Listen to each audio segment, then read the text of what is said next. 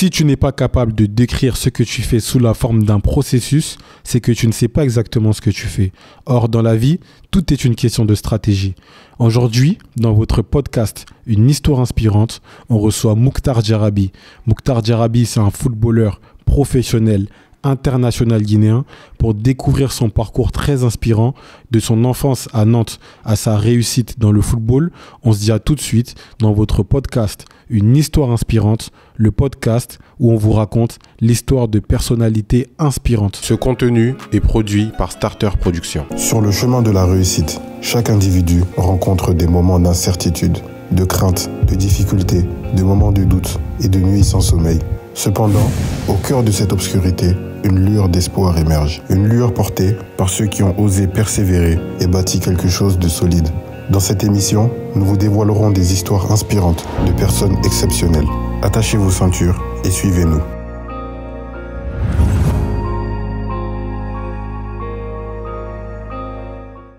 Salam Mouktar, comment est-ce que tu vas ? Écoute, moi ça va bien, hein. Et toi ça va ? Ça va tranquillement. Bienvenue dans ce podcast, Une histoire inspirante. Ici on invite des gens comme toi qui ont un parcours inspirant, qui ont réussi à construire quelque chose dans leur vie. Avant de démarrer, j'ai toujours voulu te poser une question. Est-ce que tu sais que la première fois qu'on s'est vu, ça date au moins de 10 ans ? Non, franchement je savais pas du tout. Ah ouais, C'est-à-dire, j'avais un doute si tu allais t'en rappeler ou pas. Non, franchement. À l'époque, moi j'étais à fond sur ma marque de vêtements. Toi tu jouais à Lyon. Je crois qu'on s'était rencontrés dans un mariage. Okay. Et moi je t'avais approché par rapport à ma marque de vêtements en 2 saisons. Ok, ça me dit quelque chose de saison. Mais c'était à quel mariage ça ? Je crois que c'était j'ai oublié. Je crois que c'était à Nantes. Ok, ouais, c'est fort possible, hein. Franchement, c'est fort possible, mais franchement... J'avais un doute si tu allais t'en rappeler ou pas. Ouais, non, je m'en rappelle pas du tout. À l'époque, tu étais déjà à Lyon. 2 saisons, ça me dit quelque chose. 2 saisons. 2 saisons, ça me dit quelque chose. Ouais, on avait été sponsor à l'époque de Miss Guinée France et Miss Djaranké aussi 2 fois. On avait travaillé pas mal d'artistes aussi. Ok. Et du coup, on s'était rencontrés là-bas et après, ok, je savais. On avait parlé. Je savais pas du tout. Et depuis, tu as fait beaucoup de chemin. À l'époque, tu étais déjà à Lyon. Et entre-temps, après, tu es allé à Valence. Ouais. Tu es devenu capitaine du Sili National. Il y a eu un bon bout de chemin qui a été fait depuis. Ouais. Énormément. Franchement, j'ai fait du chemin. Quand je repense, voilà, c'est rapide à la fois, pas du tout. Franchement, j'ai fait mes gammes et je suis content d'être arrivé là où je suis arrivé, tu vois. Ok. Du coup, nous, on a vu la finalité de ce que tu as pu construire, mais ce qu'on va essayer de découvrir, c'est comment tu en es arrivé là. Donc, la première question que je demande toujours, c'est dans quel environnement familial tu as grandi ? Bah écoute, voilà, toi qui tu sais comment ça se passe chez les Jacks, ça. Moi, j'ai des petits frères et sœurs, c'est moi le plus grand. C'est moi le plus grand de la fratrie. Moi, j'ai eu une enfance assez heureuse, tu vois. C'est vrai que on n'est pas une famille aisée, on n'est pas issu d'une famille aisée du tout même. C'est vrai qu'on a eu des moments compliqués, mais on a toujours eu à manger. Franchement, là, on n'a pas vécu des moments tant compliqués non plus. Et puis voilà, hein, j'ai vécu une enfance assez chaleureuse.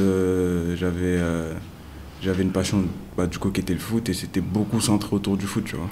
Et du coup, quel impact ça a eu sur toi, on va dire, ce côté djaranké ? Parce que, tu vois, par exemple, moi, j'ai un bon ami qui est Mehdi, avec qui vous avez passé beaucoup de temps au sein du Sili National, qui était team manager, je crois, du Sili. Et au sein de la communauté, il y a beaucoup ce côté, on va dire, culturel, religieux, famille. Par exemple, on m'a expliqué que, par exemple, Sirou Guirassy, lui, à chaque fois qu'on le voyait dans le Sili National, il avait toujours son petit Coran avec lui et tout. Et on va dire, quel impact cette culture djaranké elle a eu sur vous ? Enfin, sur nous, on va dire.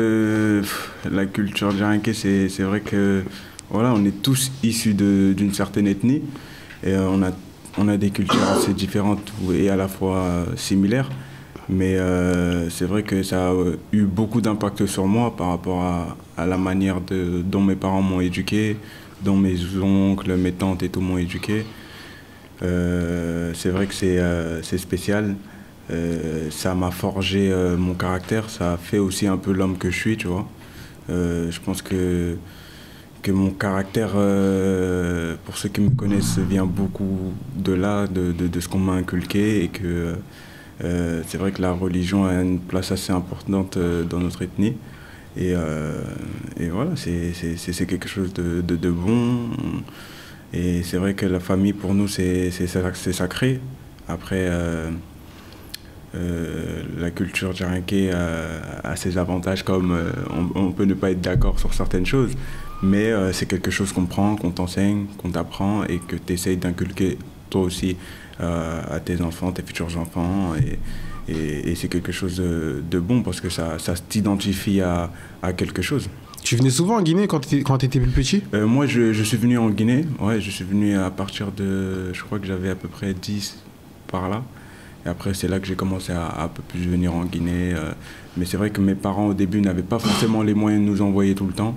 Mais à partir du moment où ils ont eu les moyens, ils nous ont direct envoyés ici. On a fait des vacances de 3 mois et c'est là que voilà, tout a commencé un peu mon lien avec la Guinée-Conakry. Ok, tu venais en quoi? Tu venais en vacances? T'as pas fait de temps? T'as pas duré longtemps? Non, j'ai pas fait longtemps parce que c'est vrai que moi j'ai été vite dans le cursus du football. C'est vrai que nous les Djarinké, voilà, on a droit à des peines des fois, tu vois.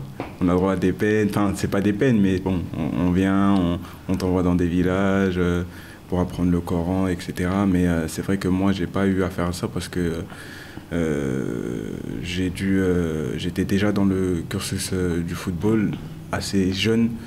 Et puis sinon voilà, moi je connais beaucoup d'amis à moi qui ont vécu là 1 an, 6 mois, 2 ans, 3 ans. Ils ont été bloqués pour apprendre la culture. Mais pour apprendre la culture, pour apprendre la religion. Et je pense que malgré tout, ça reste quelque chose d'important.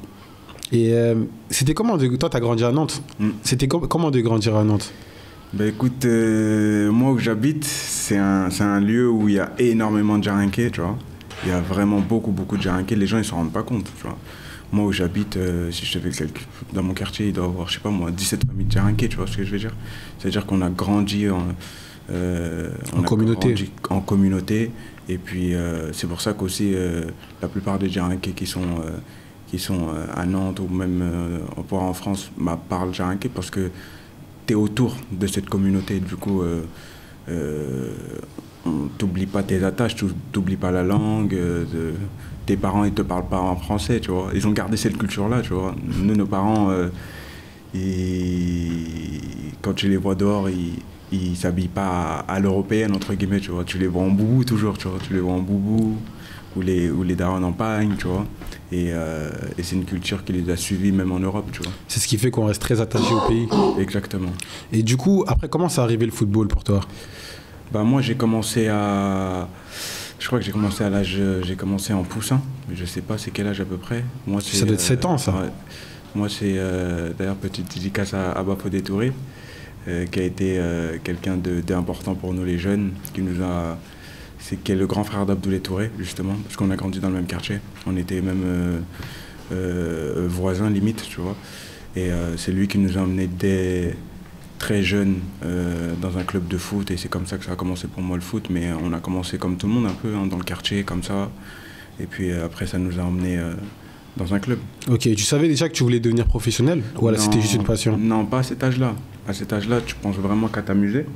Tu penses vraiment qu'à kiffer, quoi. T'es amoureux d'un sport, t'es bon, voilà. Tu penses, quand t'es à l'école, tu penses qu'à la récréation pour pouvoir jouer au foot, tout ce genre de choses-là, quoi. Et toi, t'étais quel type d'élève à l'école? Moi, j'étais pas mauvais, mais j'étais pas aussi le plus fort non plus. Je pense qu'il y avait un manque de volonté de ma part, comme beaucoup d'entre nous. T'étais pas le fouteur de merde? Non, ça dépendait des années, on va dire. Mais c'est vrai qu'à la fin, justement, quand je suis arrivé à Lyon, j'ai lâché.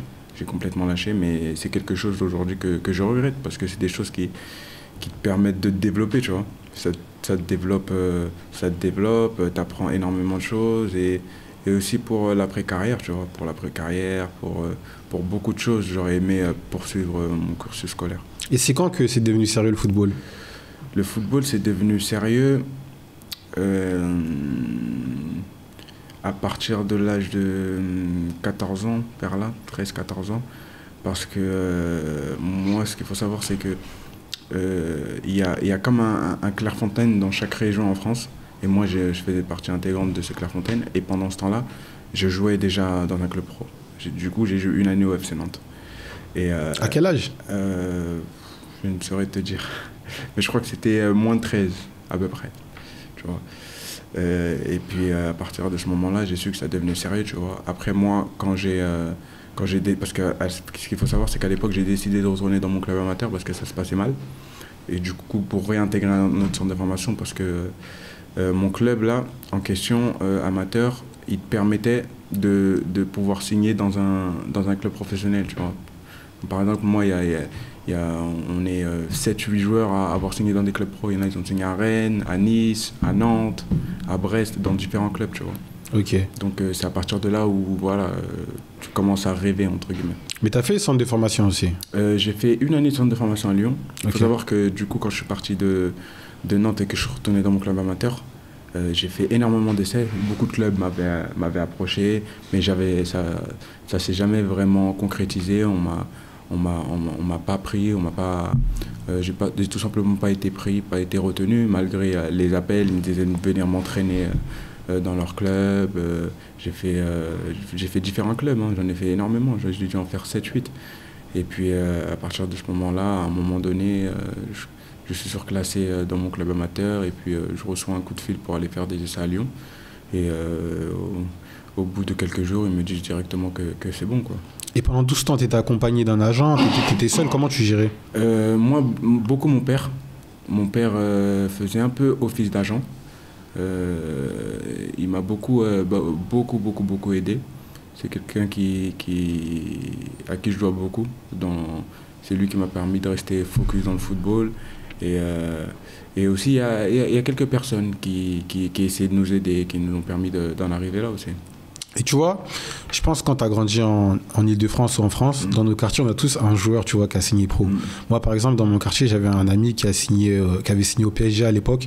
Et là, il jouait avec Neymar, Zlatan et tout. On le voyait la journée d'aller au PSG. Le soir, il venait au quartier. Ça fait qu'il y avait beaucoup de regards sur lui. Il y avait tout le monde voulait le coller. Et quand tu es jeune, mentalement, c'est dur à supporter, je pense. Et toi, très jeune, tu as commencé aussi. Donc, je pense que tu as dû le ressentir. Comment toi, tu gères ça? Bah écoute, moi dans un premier temps, notre pro, nous c'était Emer Soyer justement, celui qui vient de gagner la CAN avec il était plus grand? La Côte d'Ivoire, mais il était beaucoup plus grand. Ouais. Okay. Mais lui c'était un peu le pro, sur qui on avait des yeux, quoi, tu vois. Mais pour en revenir à ce que tu disais, écoute, moi j'ai pas senti ça. Moi c'était assez différent parce que j'étais vraiment insouciant. Moi vraiment, c'était vraiment vas-y, je reviens avec mes potes, vas-y, c'est la même qu'avant, je m'en fous des regards. Tu vois, moi limite j'arrive avec ma voiture, c'est la même, ça va pas bouger, tu vois. J'arrive avec ma voiture, moi je vivais un peu dans un monde de bisounours, tu vois. Pour moi tout le monde était content, tout le monde était, alors que pas forcément, tu vois, mais moi je préférais vivre comme ça et j'étais grave insouciant, tu vois. Genre moi, je l'ai pas vraiment ressenti. Parce que quand t'as pas le mental, les yeux sur moi et que la mentalité un peu des gens de chez moi aussi, c'est pas des affolés, tu vois. Je te mens pas, c'est pas des affolés, c'est pas des gens qui vont ah ouais, lui, c'est un fouteux et on va le regarder bizarrement, on va le mettre au-dessus de certaines personnes, non, tu vois. Et c'est ça qui m'a aussi permis de garder les pieds sur terre un peu, tu vois. Parce que quand t'as pas le mental, tu peux vite partir en freestyle, et alors que t'as rien fait encore dans ta carrière. Et quand tu pars en freestyle à cet âge-là, ta carrière, elle est déjà sacrifiée d'avance. Ouais, c'est vrai que tu peux vite partir en freestyle, mais moi, je pense que il suffit d'être, entre guillemets, bien entouré, tu vois. Et d'avoir autour de toi un peu des personnes de confiance et des personnes aussi qui vont te faire redescendre sur terre, tu vois. Et ça, c'est le plus important, je pense, que mes parents ont joué un grand rôle là-dessus, tu vois. Même par rapport à la famille, par rapport aux gens, tu vois. Mes parents, tu vois, c'est des gens qui veulent toujours vivre comme les autres. Et nous, on est comme les autres, on est personne, tu vois. Et ils veulent vraiment vivre comme ça, tu vois. Pour te dire, moi, ma daronne... Ça fait 1 an on a quitté le quartier, tu vois ce que je veux dire? Alors qu'on aurait pu bouger bien depuis longtemps, tu vois, mais mes parents, toujours ils avaient ce humble. syndrome-là. Parce que je pense que c'est un syndrome, parce que moi je pense que c'est important de quitter le quartier quand voilà, t'en as les moyens d'avoir un meilleur cadre de vie, il faut le faire, tu vois. Mais mes parents, c'était en mode... nous on est là, on s'en fout, on est bien. Ils avaient cette humilité-là, tu vois, et que ça fait vraiment pas longtemps. Là, j'ai 28 ans, tu vois. L'année dernière, on vivait encore dans mon quartier. Je rentrais à Nantes et j'habitais encore dans mon quartier, tu vois ce que je veux dire. Mais ils voulaient pas bouger. Donc, mes parents, j'ai grandi un peu comme ça. Ok. T'as toujours été défenseur ou bien? Non, pas du tout. Enfin, j'ai beaucoup joué au milieu de terrain. Même en pro, j'ai fait certains matchs au milieu de terrain, que ce soit à Lyon ou à Valence. J'ai fait des matchs en milieu de terrain et j'ai plus joué milieu de terrain durant ma jeunesse. Après, en grandissant, j'ai commencé à jouer défenseur. Parce qu'en général, quand tu es jeune, les gens ils n'aiment pas jouer défenseur. Ça, c'est les postes où on se sacrifie. Hein. Tout le monde veut être attaquant en milieu gauche. Ouais, c'est vrai, mais après, je pense qu'il faut connaître ton talent, il faut connaître tes qualités, tu vois. Et moi, mes qualités, elles étaient là en tant que défenseur. Donc, moi, je prenais du plaisir à défendre. C'était pas un problème pour moi. Donc c'était vite facile le choix, quoi. Ok. Et comment ça a débuté la carrière professionnelle, du coup? Moi, ma carrière professionnelle, il faut savoir que je devais débuter. D'abord, je fais toute une prépa physique où je devais être prêté. Une préparation, une pré-saison avec l'Olympique Lyonnais où je devais être prêté. Et puis, moi, comme j'étais en équipe de France de jeunes à cette époque-là, moi, j'avais pas l'habitude de faire les pré-saisons avec les pros. Tandis que ceux de mon âge, ils faisaient déjà les pré-saisons.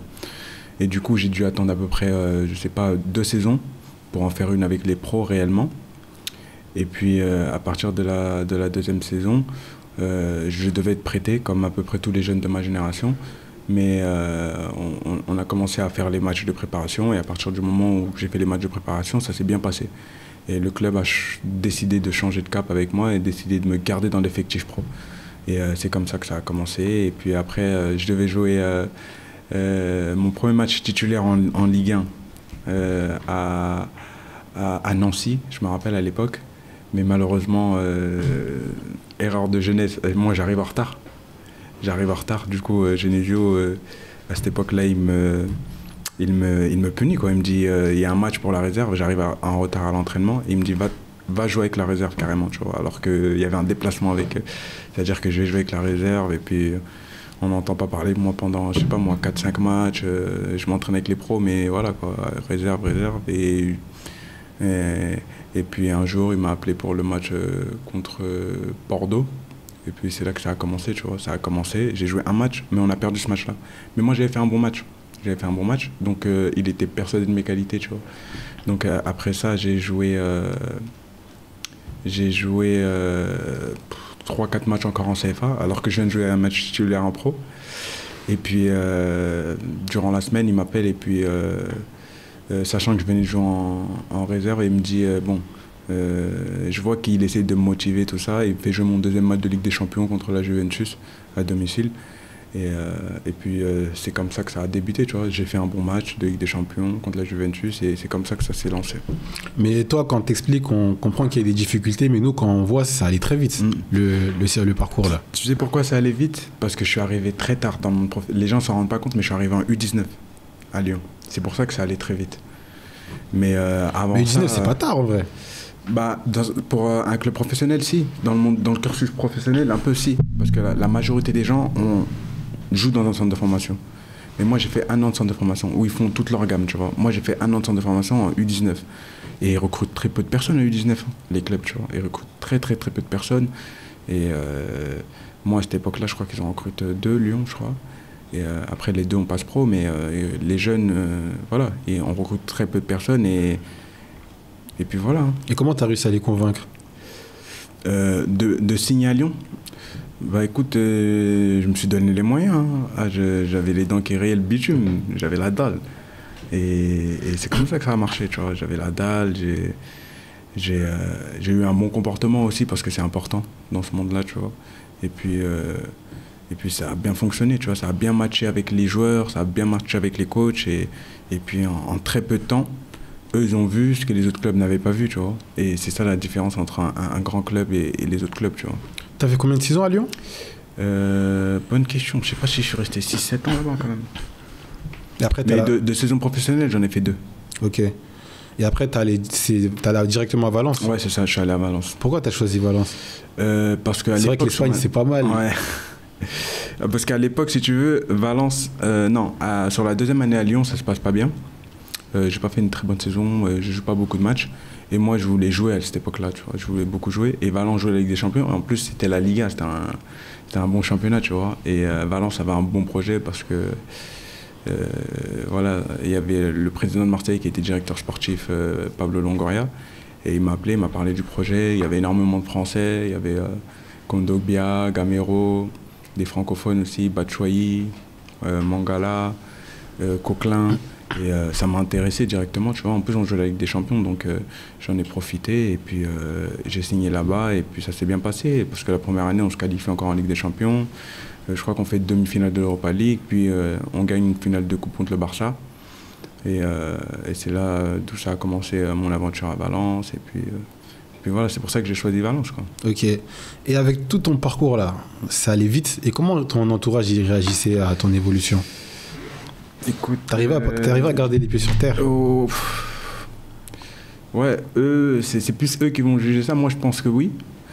Je pense que réellement, une personne, elle change forcément. Elle change forcément, que ce soit en négatif ou en positif. Ça, c'est ma vision à moi. Et encore heureux qu'elle change, la personne. Parce qu'elle peut plus se permettre de faire certaines choses qu'elle faisait auparavant, ou le contraire, tu vois. Donc, moi, je pense qu'il n'y a pas eu de changement de personnalité. C'est juste que, voilà, tu arrives dans le vrai monde, et tu penses, tu dois faire un peu plus de sacrifices et faire de meilleurs choix, entre guillemets. Ok. Et entre-temps, tu venais beaucoup en Guinée? Toutes les années. Chaque vacances? Ouais, chaque vacances, j'essayais d'être en Guinée, moi. Ton amour de la Guinée, là, en réalité, il vient d'où? En réalité, je sais pas, en fait, la première fois que je suis venu, et puis après, je suis revenu, la première fois que je suis venu en 2010 ou un truc comme ça, après, j'ai fait une longue période sans revenir, après, j'étais revenu, malgré que j'étais revenu, et je sais pas, j'ai kiffé. La culture, les gens, et tu te sens chez toi, en fait. T'es chez toi, en vrai. Ok. Tu vois, tu te sens chez toi, t'as les gens de la famille qui sont là, t'as tout le monde qui est là, et puis t'as pas l'impression d'être forcément rejeté. Mais malgré tout, c'est vrai que malgré tout ici, on est des étrangers, parce qu'on reste des gens qui sont nés en France, et en France aussi, on est des étrangers. Donc, mais malgré tout, je me sens très bien ici. Tu le ressens beaucoup, ça? Cette différence? Cette différence, je la ressens... Ça dépend des moments. Quand ça se passe bien ou non. Mais quand ça se passe mal, les gens ils peuvent te la montrer, cette différence-là. Ok. Genre, on t'appelle le petit français et tout? Non, pas le petit français, mais déjà à l'époque, quand quelqu'un était énervé, ils avaient une phrase qui disait là... Taïwan? Ouais, Taïwan, des trucs comme ça, tu vois. Ça faisait ressentir et tout. Mais voilà, après c'est bon enfant, tu vois. On est devenu mature, on est devenu adulte, on n'y prête pas forcément attention. Ok. Et après, pourquoi tu as décidé de revenir jouer pour la Guinée, le ciel national? Bah, écoutez, moi à l'époque, j'étais déjà en équipe de France, que j'avais déjà des discussions avec le sélectionneur, non, avec le président, l'ancien président de la fédération. J'avais fait des rendez-vous avec mon père. Et moi, j'ai toujours été ouvert à cette porte-là, en fait, tu vois. J'ai toujours vraiment ouvert à la Guinée, parce que c'était à une époque où je venais beaucoup. J'apprenais beaucoup de la culture des Guinéens, et ça me plaisait. Et du coup, ça m'a attiré. Ça veut dire que dès qu'ils ont fait... Au début, c'est vrai que tu n'y prêtes pas forcément attention, parce que il y a plein de gens, ils en veulent à des gens qui ne viennent pas jouer pour leur pays d'origine. Mais il ne faut pas leur en vouloir à ces gens-là, parce que c'est des gens, pour le moment, qui ne s'identifient pas forcément à la Guinée, par exemple, ou à un autre pays. À leur pays d'origine. À leur pays d'origine. Et ça, faut le respecter, je pense, tu vois. Y a des gens, ils viennent pas régulièrement en Guinée. Il y a des gens, je ne veux pas dire qu'ils ne se sentent pas guinéens, parce que quand je les entends parler, quand même, ils se sentent guinéens. Je ne suis pas à leur place. Mais je pense que ces gens-là, il ne faut pas non plus leur en vouloir. Mais pour en revenir à ce que tu disais, c'est ça, en fait. C'est l'amour qui t'est donné, tu vois, surtout, tu vois. Moi, je jouais à l'époque pour l'équipe de France, je jouais à Lyon, je voyais que l'amour qu'on me donnait, et puis, en toute honnêteté, Kaba y est pour beaucoup. Kaba Diawara. Ouais, il y est pour beaucoup, parce que Kaba est venu présenter un projet, et puis ce projet-là, il était intéressant, parce que, tu sais, on avait beaucoup de mauvais retours un peu par rapport à la sélection. en problème organisationnel, tout ce qui est problème comment je pourrais appeler ça, de primes, tout ce qui est problème lié à l'organisation. Lié à l'organisation en fait, tout simplement. Et d'hôtels, tout ça, t'entends beaucoup des conditions, dans lesquelles tout vous ça, venez. tu vois. Et c'est vrai que quand on est des gens qui sont habitués à être très professionnels, c'est dur de prendre la décision de dire que... Quand t'es un athlète de haut niveau, c'est pas facile. Exactement, c'est pas facile. Les gens ne s'en rendent pas compte, mais quand t'es habitué à avoir un certain cadre, et bah, tu veux pas avoir un cadre qui soit minime à ce que tu avais avant, tu vois. En plus, même les clubs, ils vous mettent la pression et tout, parce que vous, quand c'est la Coupe d'Afrique, vous jouez en janvier, ça veut dire que vous ratez des matchs, alors que les autres, eux, quand c'est l'Euro et tout, ils jouent en été. Ouais. Eux, c'est pendant leur période de vacances. Bien sûr. Après, voilà, ça c'est dû à un manque d'organisation, peut-être aussi, peut-être de la CAF, ou un manque de respect par rapport à la compétition qui est la CAF, qui est la CAN, pardon. Je pense que voilà, si on poserait l'Euro en décembre, ça poserait pas de soucis, tu vois. Mais c'est vrai qu'il y a énormément de joueurs et ça porte préjudice à beaucoup de clubs. Ça on peut l'entendre. Mais un pays, c'est un pays. À l'époque même, j'entendais qu'il y a des clubs qui refusaient de prendre des joueurs parce qu'ils savaient que pendant le mois de janvier, ils allaient jouer à la CAF. Moi, j'en connais. Je connais des gens. Leur club il leur a dit bon, tu signes là, mais tu vas pas à la CAN, par exemple, tu vois. J'en connais beaucoup. Ok. Et ces gens-là que je connais, là où je suis fier d'eux, c'est qu'ils ont quand même priorisé leur pays au club, tu vois. Mais c'est vrai que sous Kaba Diawara, quand même, on a senti un vrai changement en termes de... Je sais pas comment on peut appeler ça, mais au niveau de l'organisation, même l'image, en fait, en général, du CELI national, elle a changé. Je me rappelle, moi, à l'époque, quand je venais d'arriver en Guinée, en 2021, ou même les périodes d'avant, j'entendais souvent des histoires bizarres avec les joueurs. Mais là, on a senti beaucoup de changements au niveau de ça, beaucoup d'améliorations. Et l'image, en général, du CELI, je trouve, elle a beaucoup changé. Ouais, c'est vrai qu'elle a changé. Elle a énormément changé sous Kaba, ça, faut dire la vérité. Après, moi, j'étais pas là avant. Donc, moi, je peux juger vraiment sous Kaba, entre guillemets. Et de ce qu'on m'a dit auparavant. Et que tout le monde me disait que voilà, ça n'a rien à voir, tu vois. Et que quand Kaba nous a vendu le projet, en tout cas, il a fait en sorte de respecter ce qu'il nous avait dit, tu vois. Même si tout n'a pas été rose ou tout n'a pas été si parfait. Mais je sais que l'homme, Kaba Diawara, a tout fait pour que cette sélection soit assez stable, a de résultats aussi, et a une bonne réputation et change d'image, tu vois, qu'on devienne une équipe sérieuse, ordonnée. Et c'est vrai que Kaba a fait en sorte que cette équipe nationale de Guinée soit plus organisée. Et c'est comment les débuts pour toi ? Moi, j'ai kiffé. J'ai kiffé. Parce qu'en fait, il faut savoir que je crois que le premier match, qu'on va jouer en Égypte ou un truc comme ça, je crois. Et je crois que c'est mon premier match, l'Égypte.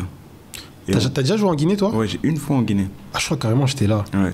Et c'est contre le Malawi. Ouais, j'étais là. Et du coup... c'est le match, même après, les gens sont descendus sur le stade et tout là. Exactement. Tu vois, et que j'ai vécu seulement un match. Et c'était incroyable. J'ai vécu peu d'émotions dans le football comme ça, tu vois. Alors que voilà, j'ai joué beaucoup de matchs de Ligue des Champions, je joue contre des grands joueurs, tout ça, tu vois. Mais ce moment-là, il était spécial. Parce que c'est dans ton pays, tu vois le plaisir que tu donnes aux gens. Et ça n'a pas de prix, tu vois. Et que c'est dommage qu'aujourd'hui, on ne puisse pas donner cette joie-là. Et c'est ça qui est frustrant, tu vois. Et même par rapport aux résultats donnés, c'est vrai que quand tu joues des matchs à domicile, ça te favorise, tu vois. Et que là, aujourd'hui, on n'a pas l'opportunité de jouer en Guinée. C'est ça qui nous complique les choses et qui complique les résultats. Mais voilà, on espère que dans le futur, ça s'améliorera et qu'on pourra jouer dans nos stades parce que je pense que ça a un impact, ça a un gros impact sur nos performances, tu vois. Ok. Et la Coupe d'Afrique, c'était comment, du coup ? Parce que toi aussi, quand on te voit jouer, on ressent de fou l'amour que tu as pour le pays. Même quand on te voit sur le terrain, on ressent, tu vois, l'émotion que tu ressens en jouant. Moi, dans la vraie vie, je suis un peu plus posé, tranquille. Mais sur le terrain, j'ai la dalle. Et quand c'est une canne ou c'est pour ton pays, moi, je mets vraiment les tripes. J'y vais vraiment à fond, tu vois. Je vais vraiment à fond et je veux du résultat. Je veux faire plaisir aux gens, je veux faire plaisir au peuple guinéen, tu vois. Et voilà, c'est vrai que j'ai un fort engagement et je pense que ça se ressent beaucoup, tu vois, ça se ressent beaucoup. Et je l'ai vu que ça se ressentait beaucoup parce que les gens, ils étaient assez satisfaits de ce que je faisais déjà au niveau des performances et puis au niveau de la motivation.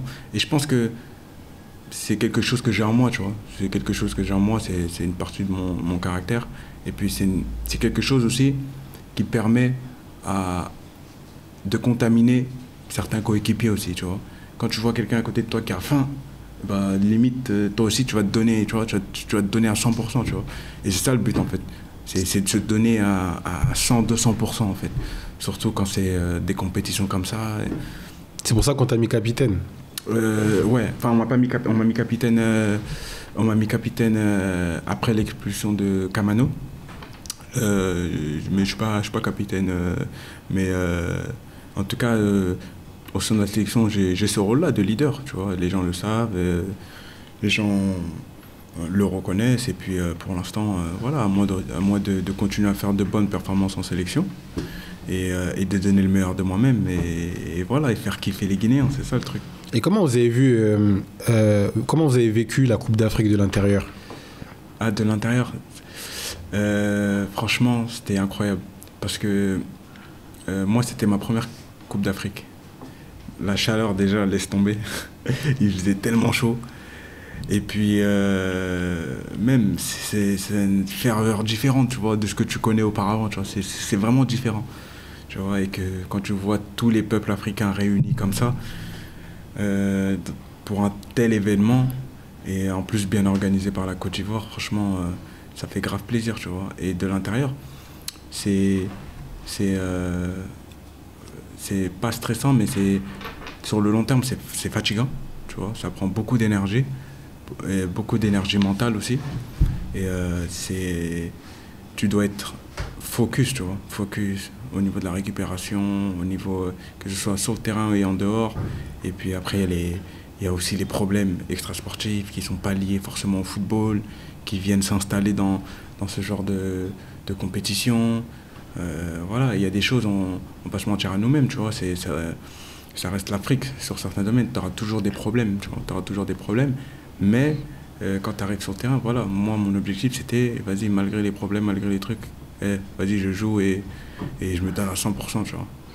Tu vois, nous en tant qu'entrepreneurs, on reçoit beaucoup de pression, tu vois, liée, quand tu gères une boîte, à chaque fois tu dois te développer tous les jours, donc tu as beaucoup de stress. Ouais. Tu as joué des gros matchs, toi, sur la scène internationale, on va dire.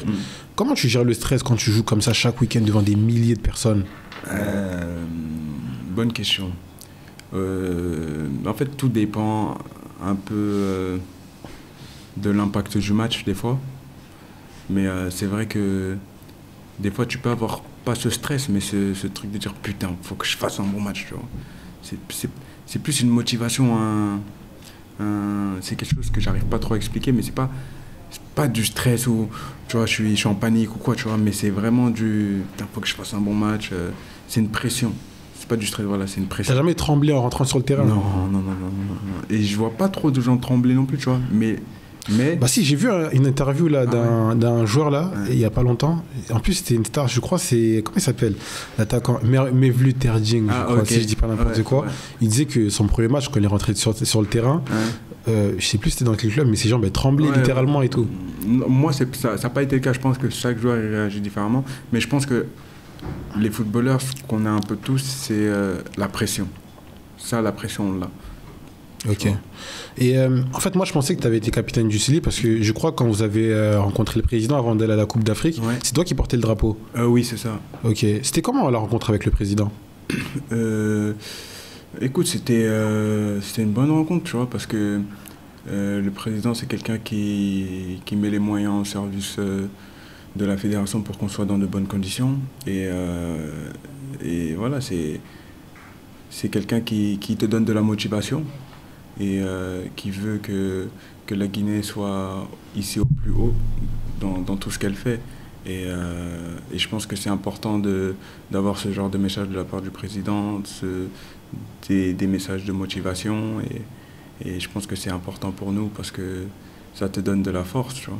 Mais moi, j'ai entendu dire que c'est lui qui vous avait, enfin, pas que uniquement lui, mais qui vous avait grave donné la dalle avant d'aller à la Coupe d'Afrique par rapport aux mots qu'il avait eu et tout. Ouais, en tout cas, il en a fait partie. Il en a fait partie des gens, que ce soit le président ou les Guinéens en général, qui nous ont donné cette motivation. Mais c'est vrai que c'est encore des discours qui te motivent, qui te donnent envie de faire plus même, tu vois. Ok. Et quand on le voit à la télé, on a du mal à voir sa personnalité et tout, comment il est. Le président? Ouais. Toi, comment vous avez vu ça lors de la rencontre? C'est impressionnant, c'est quelqu'un de costaud. Ouais. C'est quelqu'un de costaud, d'assez grand. Toi, tu fais 1m80 quoi, 94 si toi tu dis ça? Ouais, il est très costaud, il est très impressionnant. Après, c'est un chef d'État. C'est un chef d'État. Moi, c'est quelqu'un qui m'a paru assez très naturel et comme c'est quelqu'un qui parle à des gens pour les conseiller, tu vois, pour les conseiller et donner cette motivation pour qu'on se surpasse, tu vois. Moi, je l'ai ressenti comme ça. Ok. Et du coup, là, si on quitte un peu l'aspect football, toi, vu que tu t'es venu en Guinée quand tu étais petit, tu viens tous les 1 an depuis que tu es footballeur, on va dire, comment tu vois l'évolution du pays? Écoute, moi, c'est vrai que ça fait un peu quelques années que je vois une certaine évolution, que ce soit un peu au niveau même éducatif, tu vois. Éducatif, je vois qu'on essaye de faire bouger les choses. C'est vrai que la Guinée manque d'infrastructures, c'est le cas de le dire, mais je vois que voilà, il y a des constructions, il y a des choses qui se lèvent, et puis c'est vrai que ça reste un pays assez pauvre, c'est une réalité, mais qui se développe petit à petit. Et je pense que voilà, dans les futures années, avec les futurs projets qui sont en place, je pense que ça pourra faciliter énormément de gens. Et puis j'espère bien sûr que la Guinée deviendra un pays très très développé. Tu vois. Dans l'après-carrière, toi, tu prévois d'investir en Guinée? C'est déjà fait. Ok. C'est quelque chose que j'ai commencé. En parallèle, je suis aussi sur des projets, sur certains projets que je peux pas parler forcément, mais j'ai déjà commencé. Ouais. Mes parents avaient déjà commencé un peu et moi j'ai commencé aussi un peu à investir en Guinée. Ok. Toi, tu penses c'est quoi les secteurs qui pourraient bien marcher en Guinée? Les secteurs qui pourraient bien marcher, je pense pas que je suis assez qualifié pour dire ce qui pourrait marcher en Guinée. Mais moi, je pense qu'en tant que footballeur, et guinéen, et par rapport au temps qu'on a et par rapport à ce qu'on peut réaliser en tant que footballeur, je pense pas qu'on devrait se compliquer. Parce que l'après-carrière, oui, tu pourrais voir certains aspects, mais là, au jour d'aujourd'hui, si tu peux investir dans l'immobilier en Guinée, je pense que c'est une bonne chose. Ok. Et parce que, en gros, vous n'avez pas beaucoup de temps au-delà du football pour vous concentrer sur tout ce qui est investissement et tout. Mais on a souvent entendu des histoires, pas que pour les footballeurs, hein, mais en général, les gens de la diaspora qui envoient de l'argent en Afrique, qui sont escroqués et tout. Toi, t'as pas connu ça, toi? Ouais, j'ai pas connu ça. Parce que j'ai pas connu ça, mais mon père, lui, l'a connu, ou que ce soit les gens de ma famille l'ont connu. Et c'est vrai que voilà, les gens qui sont ici pensent qu'en France, on vit comme de des manière qu'on vit dans l'opulence, tu vois, alors que c'est pas le cas du tout. C'est pas le cas du tout. On essaye de s'en sortir pour notre famille, pour les gens qui sont là-bas. Après, c'est sûr que les réalités de l'Europe et la France sont totalement différentes. C'est pas quelqu'un qui est dans la merde. Je préfère être dans la merde, entre guillemets, en Europe qu'en Afrique. C'est vrai que les réalités sont différentes. Ça, faut pas le minimiser. Mais c'est vrai que des fois, c'est difficile de se construire parce que tu as des obstacles, justement. Parce qu'il y a des gens qui vont se mettre autour de toi, même voir des gens de ta famille, que tu vas vouloir investir ou faire des choses au bled et ils vont voler, ils vont te faire des problèmes, ils vont te faire des trous et que ça facilite pas. Limite, des fois, ça décourage à beaucoup de gens d'investir en Guinée, tu vois. Alors que ces choses-là, qu'on essaie de construire, ça aura des répercussions, ça aura des fruits qui vont tomber. Et ces fruits-là, ils vont tomber pour même ces gens-là, tu vois. Mais ça, malheureusement, il y a beaucoup de gens qui ont du mal à le comprendre. Et que, voilà. Après, c'est une question aussi, des fois, d'éducation aussi, pour certains. Parce qu'il y en a qui ne le feront jamais, tu vois. Et je pense que si tout le monde serait comme ça, on ne s'en sortirait pas. Mais en tout cas, ça arrive et il faut faire attention. Mais tu sais, moi, à l'inverse, moi je sais qu'en termes de temps, c'est compliqué pour vous à gérer et tout. Mais pour les footballeurs, moi je pense qu'au contraire, c'est lorsqu'ils sont en activité qu'ils devraient essayer d'investir le plus parce que c'est là que tu es au top, que tu es vraiment connu et tout. Je suis d'accord avec toi. Après, moi, comme j'ai évoqué avant, c'est tu vas pas te lancer dans une boîte, je sais pas moi, dans une chose que tu ne maîtrises pas. Alors que l'immobilier, c'est la chose la plus facile, entre guillemets. Mais c'est sûr que quand tu es dans la force de l'âge, en tout cas, faut investir. Parce que, en toute honnêteté, avoir de l'argent dans son compte et regarder ton compte en banque, ça va te servir à rien. Avec l'inflation, ton argent n'aura pas forcément de valeur. Donc, moi, je pense que nous, ce qu'on peut faire en tant que footballeur, c'est d'abord essayer de s'implanter dans l'immobilier, d'essayer de faire des choses. C'est des choses qu'on peut maîtriser. Parce que c'est un loyer, c'est une rente, c'est pas des choses spécifiques. Mais comment tu vas faire pour... je sais pas, tu veux te lancer dans la logistique, c'est très compliqué. Le temps, t'en as pas, t'as pas de maîtrise, t'as pas forcément pu apprendre. Parce que je pense que pour ouvrir ce genre de business, il faut être sur place. Et c'est très important parce que faut s'adapter à la mentalité des gens aussi, tu vois, à la mentalité d'un pays, à tout ce genre de choses-là pour pouvoir se développer. Mais moi, je pense que le footballeur au jour d'aujourd'hui, c'est vrai qu'il ne doit pas se cantonner à je suis footballeur, je ne dois rien faire. Moi, je n'ai pas cette vision-là du tout.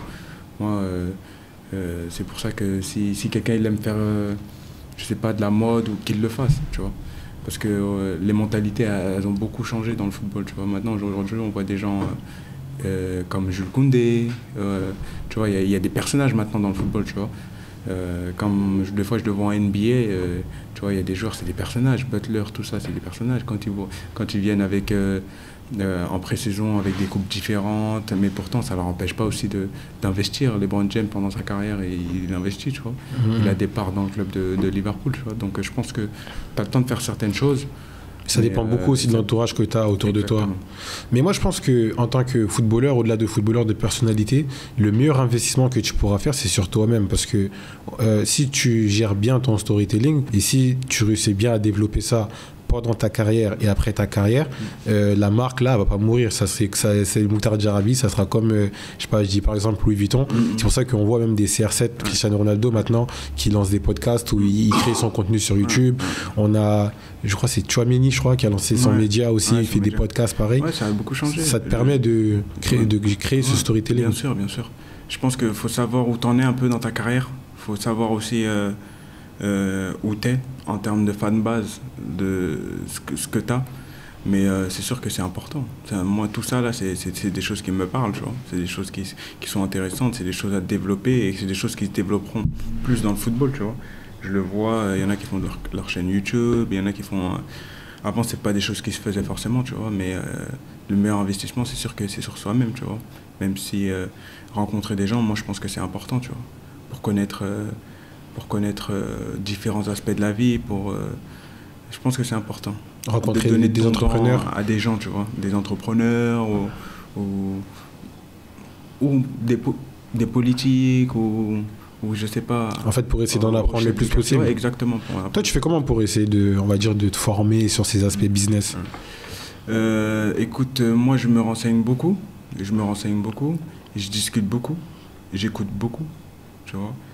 Moi, je suis suis quelqu'un qui parle à pas énormément de gens, mais j'ai une facilité à pouvoir parler avec des gens. Par exemple, je sais pas, je vais être dans l'avion, ils vont me poser des questions, vous êtes guinéen, on va ouvrir une discussion comme ça, vous faites quoi, putain c'est intéressant, vous faites ça en Guinée, et moi j'aime ce genre de discussion là, tu vois, ça te permet de comprendre certains aspects, tu vois. Et tes sujets d'attention, c'est beaucoup le business? Beaucoup, parce que faut savoir qu'au jour d'aujourd'hui, pour moi, c'est comme si j'étais en formation, tu vois. Je sais qu'au bout d'un moment, au jour d'aujourd'hui, je gagne bien ma vie, Dieu merci, mais au bout d'un moment, tu ne vas pas forcément gagner l'argent que tu gagnes aujourd'hui. Et ça, faut le préparer. Et je pense que c'est important de se former. Certains même font des études. Certains même font des études, tu vois, où certains footballeurs recherchent encore des diplômes. Tout ce genre de choses-là, tu vois. Et plus tu grandis, plus tu t'en rends compte de tout ça, tu vois.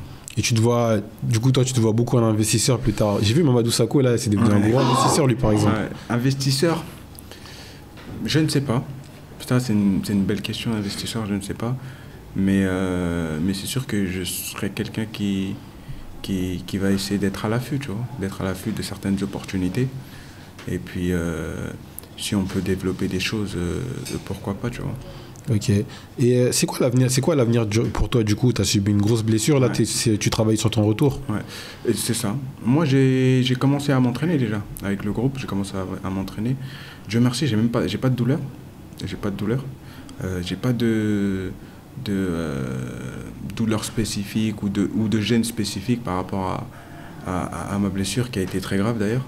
Mais non, j'ai pas de doute là-dessus, tu vois. D'ici quelques semaines, Inch'Allah, vous allez me voir sur les terrains. Et puis voilà, on rebelote, on va reprendre le rythme et reprendre du niveau, quoi. Les gens fantasment sur la vie des footballeurs, c'est dur, hein, la vie le projet Serhou Guirassy, le projet Diarabi. Mais quand tu vois les blessures derrière, tu vois, le gars se casse la jambe. C'est un attaquant, les gens veulent être comme Guirassy. Ouais. Quand tu te casses la jambe, comme ça, là, c'est chaud. C'est chaud à vivre. Même mentalement, c'est vrai que c'est compliqué. Je te jure, c'est quelque chose de... C'est une grosse épreuve. C'est une grosse épreuve parce que tu peux t'amener à douter énormément. Tu peux t'amener à penser à ton futur, à te poser énormément de questions. Mais voilà, après moi je suis croyant, tu vois. Moi c'était mon destin, ça devait m'arriver à moi, à personne d'autre. Puis voilà, moi il ne me reste plus qu'à prier, et à faire les causes pour bien revenir sur le terrain et continuer à faire ce que j'aime, tu vois. Parce qu'il y a beaucoup aussi ces sujets de mental dans le football. Il y a beaucoup de joueurs qui font des dépressions mais qui ne peuvent pas en parler et tout. C'est chaud à gérer, non? Ouais. Après, j'en ai pas forcément connu, tu vois, mais l'aspect mental, il est fondamental. Dans le sens où il y en a énormément qui ont du mal à gérer leurs émotions. C'est pour ça que les gens ne le savent pas forcément, mais il y a des cellules de psychologues au sein de certains clubs. Par exemple, dans le mien, il y en a, tu vois. Mais c'est vrai que le football, c'est quelque chose qui te prend énormément d'énergie mentale. Et il y a certains moments où tu peux être épuisé mentalement, tu peux, comme tu dis, tomber en dépression. Des fois, il y a des moments où ça arrive, hein, t'as plus envie de jouer au foot, tu vois. T'as plus envie de jouer au foot, mais... T'as pas le choix. Ouais, t'as pas le choix. J'ai dit, mais en fait, j'ai dit n'importe quoi. Mais non, il y en a tellement qui rêveraient d'être à ma place que je peux même pas me permettre de râler, tu vois. Mais faut savoir que des fois, le football, c'est difficile parce que t'as des déceptions, t'as des blessures. Il y a beaucoup de choses comme ça qui rentrent en compte, tu vois. Ouais, parce que, en fait, toi, ce qui t'a aidé, je pense, c'est que, comme tu as dit, tu es venu dans le football, on va dire, un peu tard par rapport aux gens qui ont un circuit classique. Mais ceux qui ont un circuit classique, que je vois, ils sont rentrés en centre de formation quand ils avaient, je sais pas, si je prends le cas d'un Pogba, par exemple, je pense qu'il est rentré en centre de formation, peut-être il avait 11, 12 ans, tu vois. Ça veut dire, peut-être il a signé pro, il devait avoir peut-être 18 ans, 17 ans. Ça veut dire, à part le football, il a rien connu. Ça veut dire, lui, en vrai, quand sa vie va vraiment commencer, quand il va commencer à vraiment découvrir couvrir tout ce qu'il y a autour, c'est quand il prendra sa retraite. Et même avec ça, ça va être chaud parce que ton nom est tellement grand que tu es toujours dans une bulle. Ça veut dire qu'en fait, toute ta vie, tu as vécu dans une bulle, mais c'est dur à vivre. Ouais, bien sûr. Après, c'est pour ça qu'il y en a énormément qui font des dépressions après leur carrière. Parce que des fois, ils s'attendent à une certaine reconnaissance qu'ils avaient avant. Mais non, c'est fini. Les gens, ils oublient vite. Et qu'il faut être prêt à tout ça, en fait, tu vois.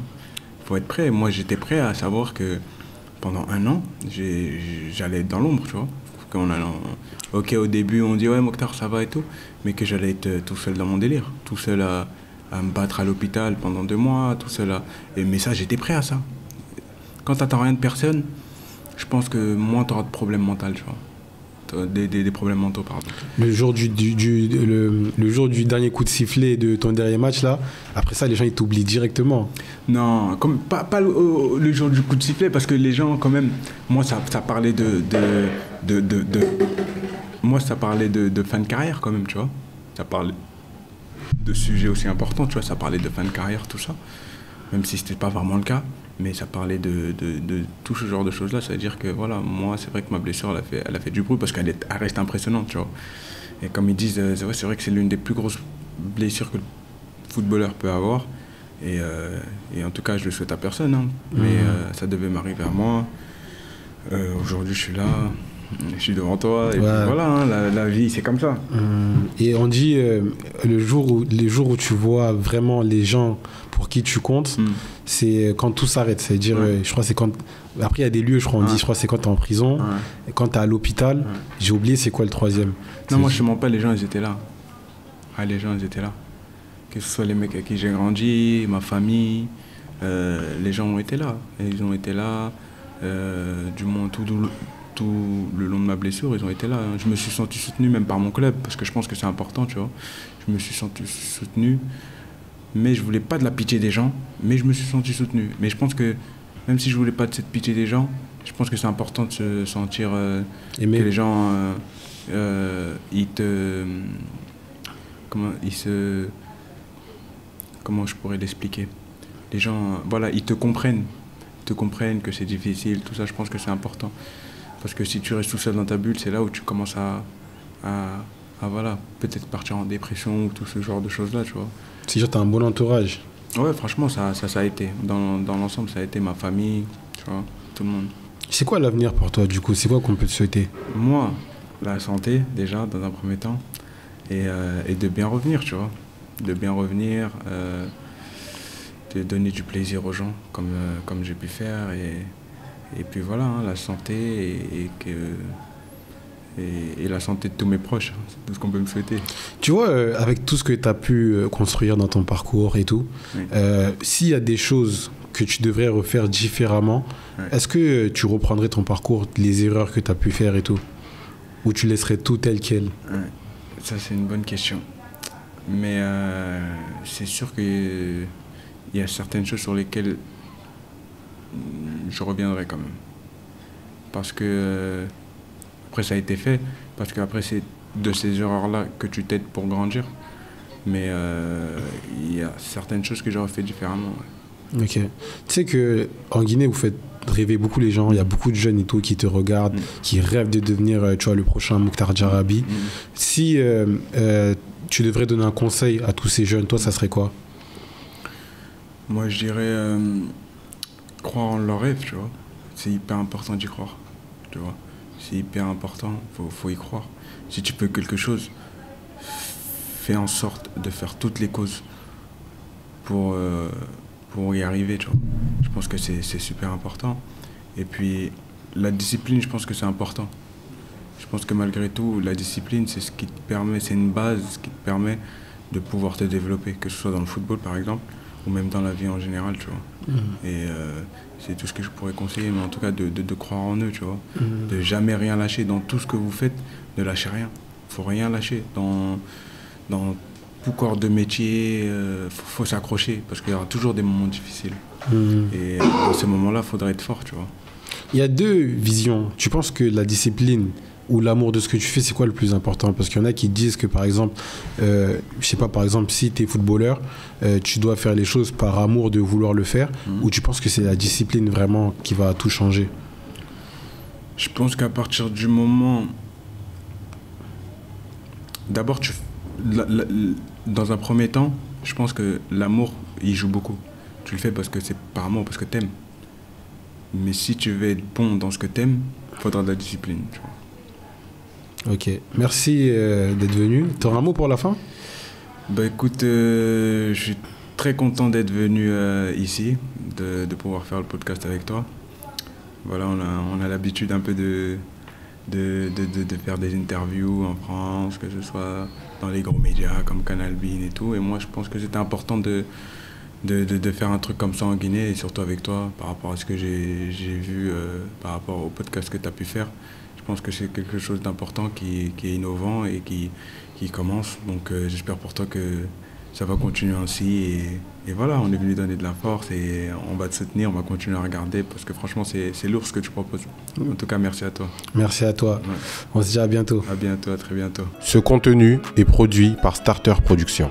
Bonjour, permettez-moi de prendre un instant pour aborder un sujet crucial. Je suis Bassekou Djabi, le fondateur de Starter Productions, une société spécialisée dans la production audiovisuelle, dévouée à amplifier votre communication. Que vous soyez une entreprise en quête de nouveaux clients ou une institution désireuse de promouvoir ses activités, nous sommes là pour vous accompagner. Si vous aspirez à aller plus loin, notre équipe de Shams Communication peut concevoir une stratégie sur mesure pour accroître votre visibilité et propulser vos activités. Enfin, pour immortaliser vos moments personnels mémorables tels que les mariages, Starter Events est à votre service. N'hésitez pas à nous contacter sur l'un de nos divers réseaux sociaux ou via WhatsApp au numéro suivant, le 00 224 627 94 25 59. Le 00 224 627 94 25 59.